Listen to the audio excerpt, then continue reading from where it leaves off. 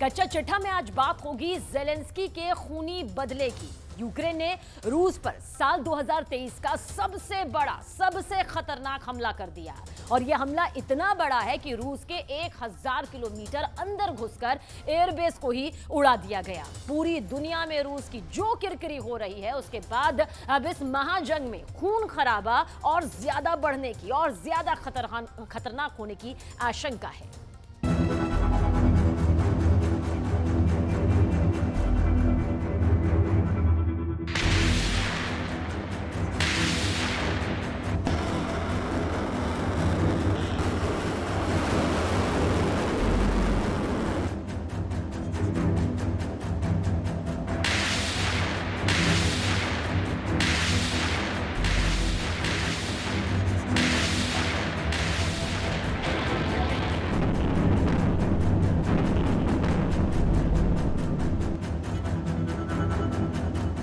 Zelensky ने अचानक बहुत बड़ा पलटवार किया है। ये पलटवार इतना बड़ा है कि खुद पुतिन का भी खून खौल उठा है।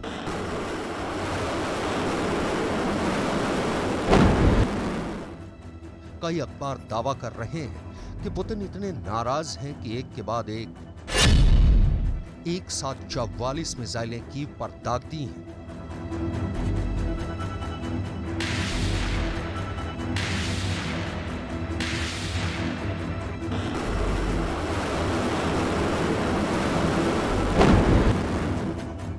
लेकिन पुतिन के इन हमलों ने कीव में इमारतों को ही ध्वस्त किया, क्योंकि इसमें किसी भी सैनिक की मौत की पुष्टि नहीं हुई है। यूक्रेन का दावा है कि कुछ नागरिक घायल भी हुए हैं।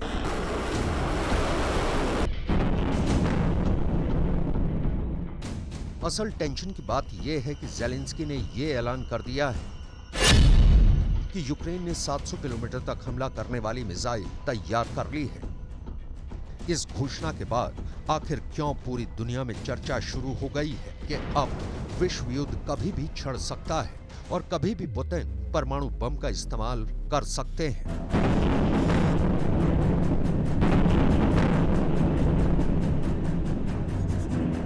हर सवाल का जवाब आपको हम देंगे, लेकिन पहले जरा ये समझिए कि आखिर ज़ेलेंस्की के डबल धमाके की क्रोनोलॉजी क्या है।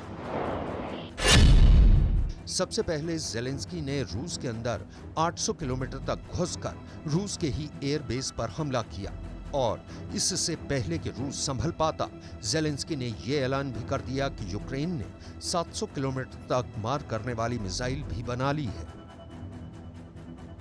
कैसे ज़ेलेंस्की की सेना ने रूस पर ड्रोन हमला किया, यह हम आपको आगे विस्तार से बताने वाले हैं, लेकिन सबसे पहले बात करेंगे उस मिसाइल की जिसने इस वक्त पूरी दुनिया में इंटरनेशनल सुर्खियां बनाई हैं।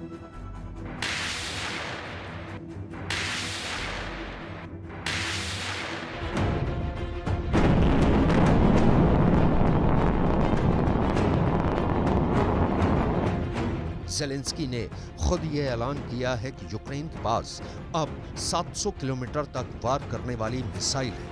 ये पूरा बयान आपको सुनवाएंगे, लेकिन सबसे पहले ये बताना जरूरी है कि आखिर 700 किलोमीटर रेंज की मिसाइल से पुतिन को क्या खतरा हो सकता है।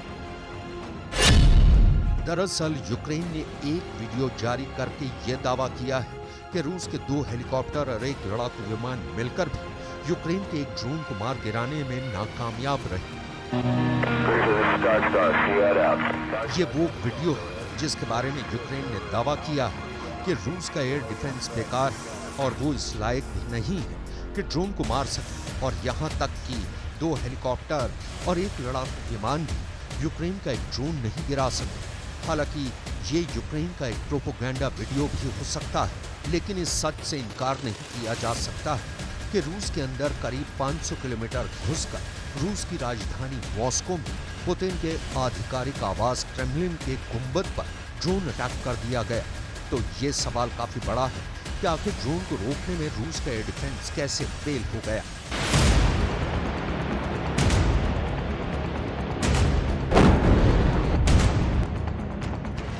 इतना ही नहीं, यूक्रेन ने मंगलवार को रूस पर साल का सबसे बड़ा हमला बोला था।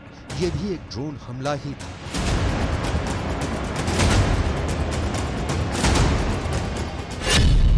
बखमूत की फ्रंट लाइन से लगभग 1400 किलोमीटर दूर जाकर एस्टोनिया और लातविया की सीमा पर स्थित रूस के पश्चिमी क्षेत्र पस्कोव के एक हवाई अड्डे पर हमला कर दिया। दावा यह किया जा रहा है कि इस हमले में 6 कार्गो प्लेन्स पर हमला किया गया, जिसमें से 2 पूरी तरह से बर्बाद हो चुके हैं।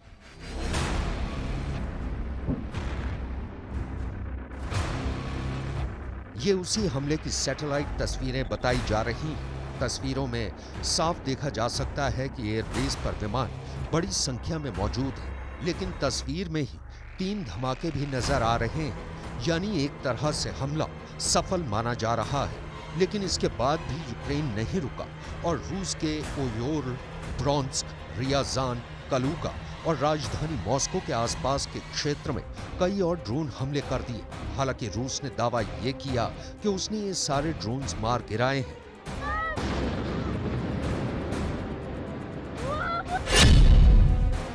इसके बाद पस्कोव के क्षेत्रीय गवर्नर मिखाइल वेद्रिनिकोव ने बताया कि इस हमले में हवाई अड्डे से बुधवार को सभी उड़ानें रद्द करने का आदेश दिया ताकि दिन में नुकसान का आंकलन किया जा सके। मॉस्को में भी ड्रोन हमले के बाद कई हवाई अड्डों को बंद कर दिया गया था। अगर रूस को यूक्रेन के हमलों की वजह से अपने हवाई अड्डों पर काम रोकना पड़े तो इसे रूस के लिए अच्छा संकेत नहीं माना जाएगा। और इसलिए जब ज़ेलेंस्की ने यह ऐलान कर दिया कि यूक्रेन ने अब 700 किलोमीटर दूरी तक वार करने वाली मिसाइल बना ली है, तो रूस के कमांडरों के हाथ पांव फूलना स्वाभाविक है।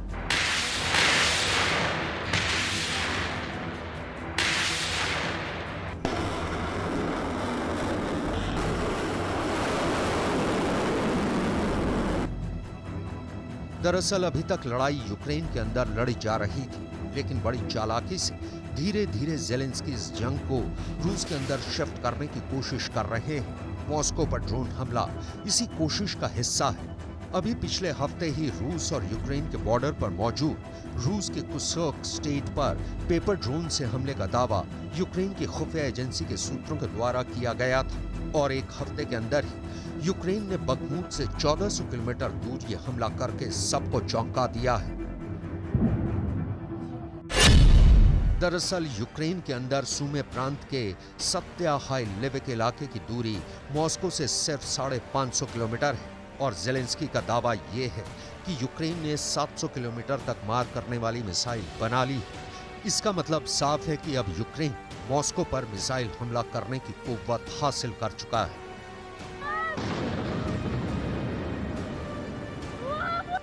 यानी अब तक यूक्रेन सिर्फ ड्रोन हमले करके रूस को बहुत हल्की चोट पहुंचा पा रहा था, लेकिन जब सैकड़ों टन बारूद से भरी हुई यूक्रेन की मिसाइलें रूस पर हमला करेंगी तो तबाही बहुत बड़ी होगी। यही वजह है कि पुतिन की टीम के लिए ये बहुत ज्यादा तनाव वाली बात है। रूस के लिए चुनौती काफी बड़ी है और ये बात अमेरिका भी समझ रहा है। अमेरिका ने दावा किया है कि रूस के युद्ध हथियार खत्म हो रहे हैं और अब पुतिन नॉर्थ कोरिया से युद्ध सामग्री लेने की योजना पर काम कर रहे हैं।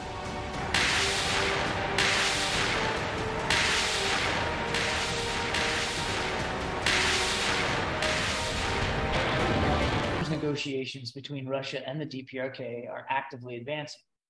Russian Minister of Defense Sergei Shoigu recently traveled to the DPRK to try to convince Pyongyang to sell artillery ammunition to Russia.